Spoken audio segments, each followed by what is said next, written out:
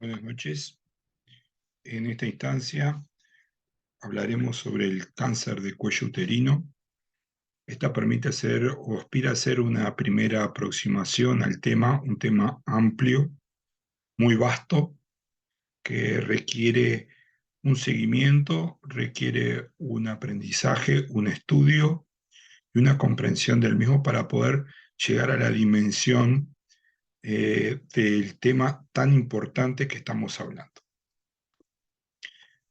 Lo primero a saber y a tener en cuenta es que esto permite o pretende ser una primera instancia de aproximación al tema, por lo cual al final de esta presentación colocamos algunos links y algunas recomendaciones para poder seguir con el tema.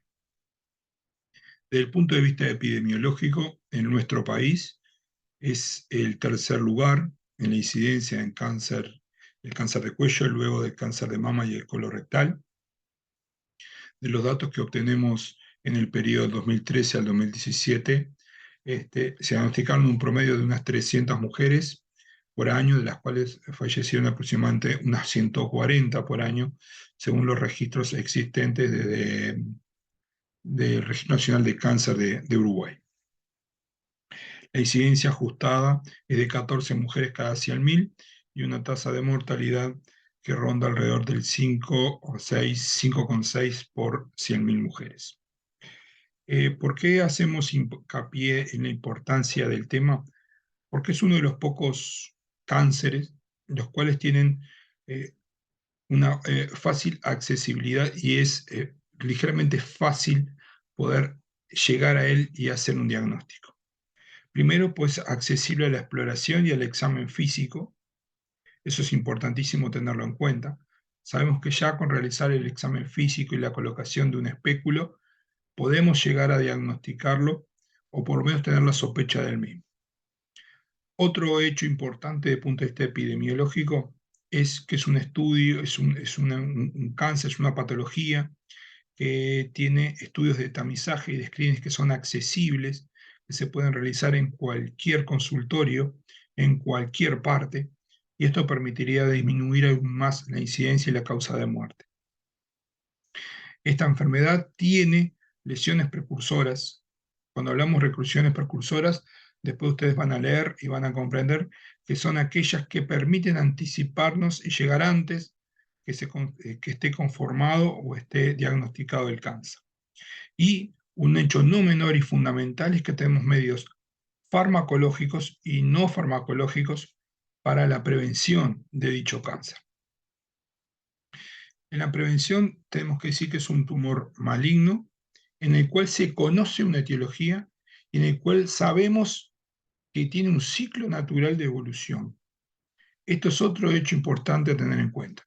Así como puede haber cánceres, los cuales nosotros no desconocemos su ciclo o incluso no sabemos qué es lo que lo produce, en el cáncer de cuello de útero nosotros sabemos que hay un causante fundamental que es la infección por ciertos virus papiloma humanos.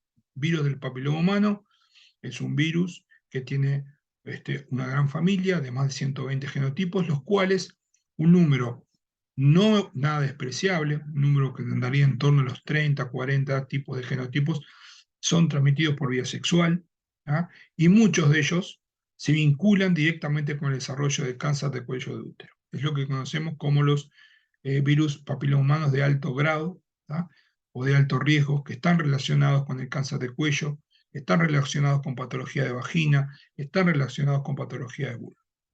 Aparte de tener este cáncer una clara etiología o vinculación con el virus HPV, también tiene otros cofactores que intervienen en el desarrollo de esta enfermedad.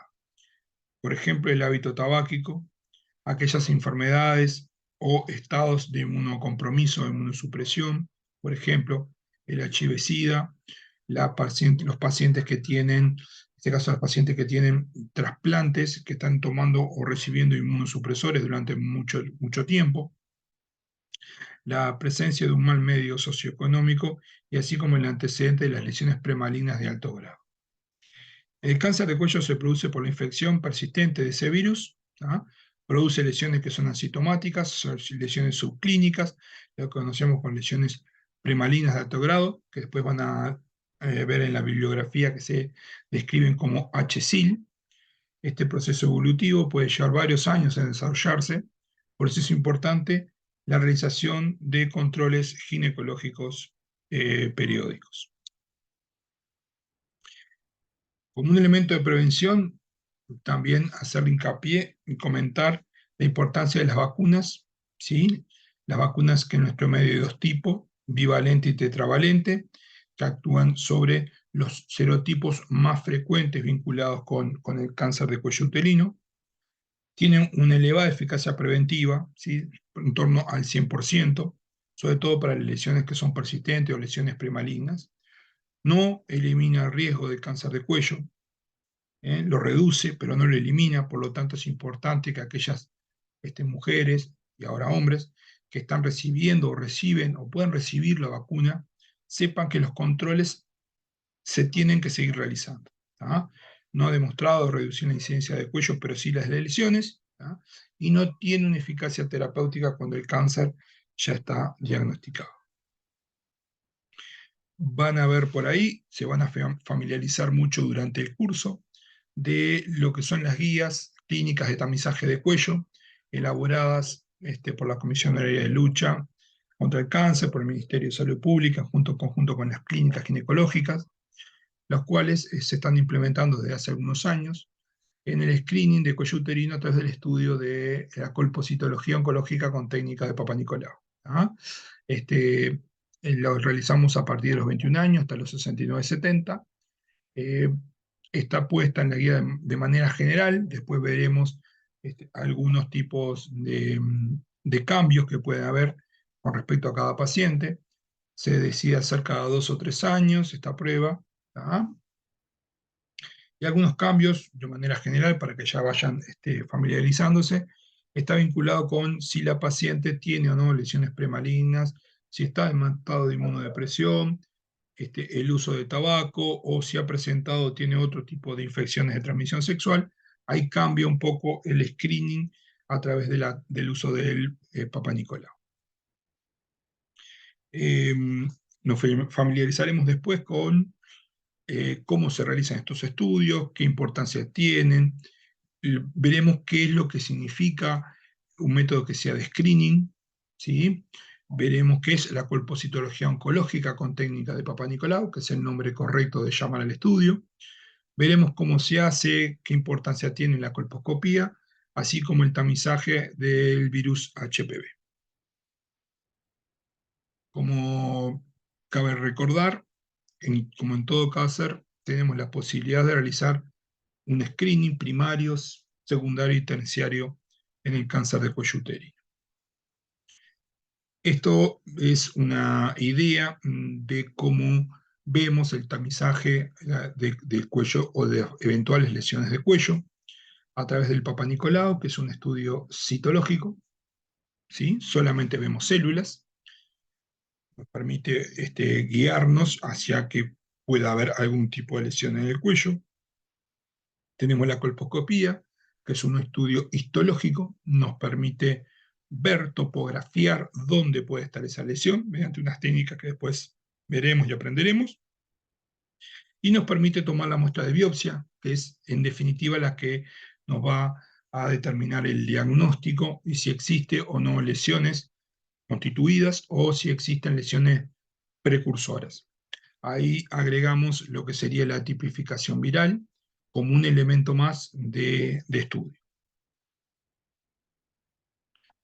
Eso es aproximadamente unas imágenes de la toma del cuello uterino, la colocación de un espéculo que aprenderemos mediante el curso, visualización de cuello, cómo tomar las muestras de exocervix, posteriormente las muestras también de endocervix a través del canal cervical, la colocación en una lámina en un portaobjeto, la colocación de las muestras, para poder ver con la técnica de tinción de Papa Nicolau, poder llegar a encontrar células sospechosas. Recordamos que es un estudio citológico. Luego toma hincapié en lo que es la colposcopía, ¿sí? Esa colposcopía, ese estudio, es la visualización de cuello de útero a través de un lente de gran aumento. Eso permite evaluar los cambios de forma, metabólicos, permite la toma de biopsia de cuello, ¿sí? Nos permite magnificar no solamente cuello de útero, sino también vagina, importante. ¿Ah? Tiene una mayor sensibilidad que el Papá Nicolau, pero no mayor especificidad. Eso veremos posteriormente qué importancia toma. Y cuando realizamos una biopsia, vemos la progresión y regresión, ¿sí?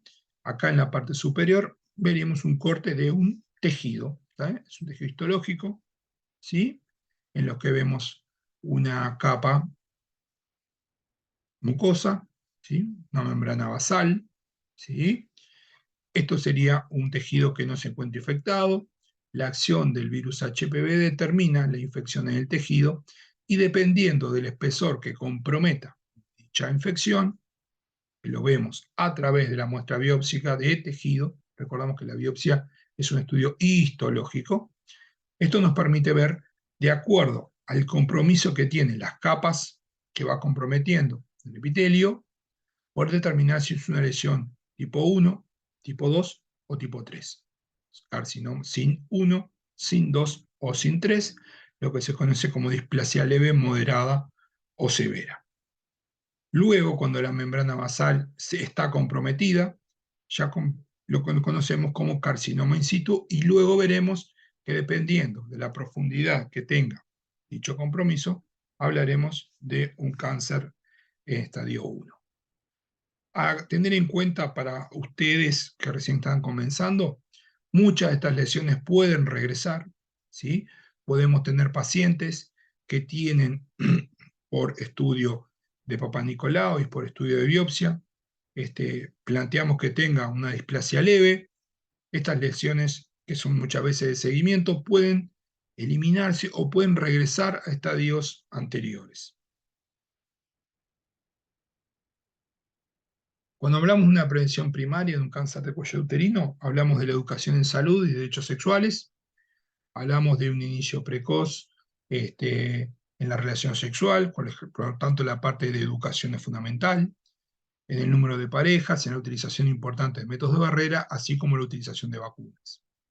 Una prevención secundaria estaría vinculada al examen físico ginecológico periódico, la utilización de métodos de screening como la colposcopía, la detección de otros métodos como la detección de HPV, y esto permitiría generar o tratamos en general de disminuir la incidencia y la mortalidad, y como prevención terciaria el tratamiento oportuno y adecuado al estadio en el que lleguemos a hacer el diagnóstico del cáncer de cuello uterino.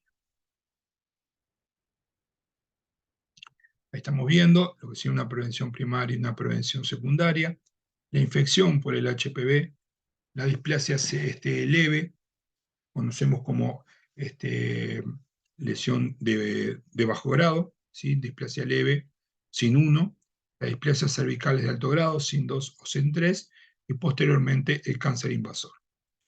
Esto sería como una progresión, por eso lo que hablábamos al principio, de una evolución en las lesiones de cuello de útero, y lo que es importante recalcar es que no toda aquella paciente que tiene una lesión sin 1, ¿sí? O una displasia leve, va a evolucionar a un sin 2 o un sin 3. Puede retroceder, ¿sí? Lo que sí tenemos en cuenta, que veremos más adelante, es que muchas veces el tratamiento va adecuado a cada paciente y a cada dato clínico de importancia que tenga. O sea que adaptaremos muchas veces el seguimiento y el tratamiento de acuerdo a la paciente que tengamos enfrente. ¿Cómo hacemos el diagnóstico de cáncer de cuello? Bueno, ahí en esa imagen que ustedes tienen es muy claro, ¿sí? La imagen de la derecha es claramente una lesión exofítica, sangrante, con elementos de sobreinfección. Ese tipo de lesiones es un cáncer de cuello hasta demostración de lo contrario. ¿Ah? Estas lesiones las estamos viendo, como se ven ahí en la foto, simplemente con la colocación de un espéculo. Por lo tanto, el diagnóstico, tenemos una visualización de cuello, tenemos una sospecha clínica, podemos tener una sospecha citocolposcópica, el Papá Nicolau nos da una sospecha, la colposcopía nos da una sospecha, pero la confirmación es por la biopsia de cuello de útero. La biopsia de cuello de útero y la anatomía patológica es la que nos determina el diagnóstico de cáncer de cuello de útero. Y el cáncer de cuello de útero tiene algunos tipos histológicos que son más frecuentes, ¿sí? El escamoso es por encima del 90%, el adenocarcinoma es menor, en torno al 5 al 8%, y el resto son vinculados con otro tipo de lesiones. Lo que tenemos ahí es una estadificación. Luego de hacer el diagnóstico de cáncer de cuello de útero, la anatomía patológica nos da el mismo, nos dice que tenemos un cáncer de cuello uterino. Lo que hay que hacer es estadificar cuánto compromete o no, y la estadificación va de la mano de otras cosas que veremos más adelante. Esa es la última estadificación de la Federación Internacional de Ginecología y Obstetricia, que es del año 2018. Tenemos una estadificación que es clínica, ¿sí? E imagenológica. Vamos a usar esas dos herramientas, la clínica mediante el examen físico y la imagenología a través de estudios, sobre todo la tomografía con contraste y últimamente que ha mostrado una mayor utilidad, la resonancia nuclear magnética. Los estadios de cáncer de cuello de útero van de estadio 1, 2, 3 y 4. Entre ellos, cada uno de ellos a su vez está dividido en estadios A1 o A2, o incluso B1, B2, B3, dependiendo del compromiso que tenga. Por ejemplo, en estadio 1, que está confinado directamente o únicamente a nivel de cuello, ¿sí? Pero dependiendo del tamaño en superficie y eventualmente en profundidad que tenga el compromiso, los catalogaremos en estadio 1A o 1B. ¿En qué radica la importancia de la estadificación? Que muchas veces, de acuerdo a la estadificación, es la variante terapéutica que habría que realizar en pacientes, que luego discutiremos a lo largo del curso. Acá vemos la estadificación de cuello, ¿sí? En estadio 0, que es el carcinoma in situ, la sobrevida, en torno al 100% a los 5 años, el estadio 1, que está confinado al cuello, 85% de sobrevida, y aproximadamente la mitad de las pacientes a las cuales hacemos el diagnóstico de cáncer de cuello uterino se encuentran en este estadio. El estadio 2 está diseminado por fuera, compromete cuerpo uterino, a grosso modo, sector de vagina, en ese caso más o menos un tercio de las pacientes que hacemos diagnóstico están en este estadio, ¿sí? Un estadio 3 que va hasta el sector inferior de vagina en su compromiso, un compromiso de parametrio que llega hasta la paripélvica, y un estadio 4 que invade recto o determina metástasis o compromiso proximal de órganos vecinos. El tratamiento, como dijimos, después lo veremos de manera más profunda en el curso, va de la mano de la edad de la paciente. No es lo mismo una paciente con un cáncer de cuello estadio 1 que tenga 30 años o 28 años que una paciente con dicho estadio con 50, 60 años. Va también de acuerdo a los derechos o los deseos concepcionales de la paciente.